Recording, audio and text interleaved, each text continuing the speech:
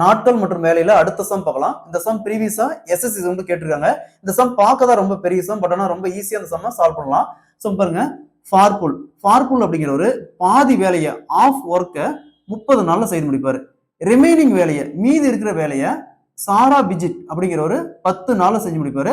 அப்ப ஃபார்புல் அண்ட் சாரா பிஜ் ரெண்டு பேரும் சேர்ந்து எத்தனை நாள்ல செஞ்சு முடிப்பாருன்னு கேக்குறாங்க. சோ நாம இந்த ஃபார்புல் அப்படிங்கிற ஒரு ஏன்னு வச்சுக்கலாம், சாரா பிஜிட் அப்படிங்கிற ஒரு பின்னு வச்சுக்கலாம். ஏ என்பவர் பாதி வேலையை 30 நாள்ல செஞ்சு முடிப்பாரு.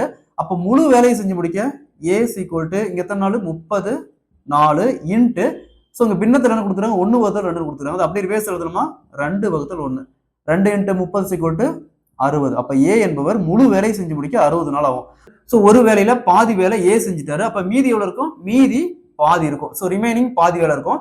ஸோ ரிமைனிங் பாதி வேலையை பி 10 நாள்ல செய்யறாரு. அப்ப முழு வேலையை செய்ய b is equal to 10 into இந்த 1/2 அப்படி ரிவர்ஸ் எழுதணுமா 2 வகுத்தல் 1 10 into 2 is equal to 20. So கொஸ்டின்ல இருவரும் இணைந்து எத்தனை நாட்களில் செய்து முடிப்பார் கேட்கறாங்க. ஸோ ஃபர்ஸ்ட் என்னது 60, அடுத்து பிக்கான 4 20 வகுத்தல் 2 ஆட் பண்ணா 60 பிளஸ் 20 80. இந்த 0க்கு 0 அப்படியே கேன்சல் ஆயிரும்.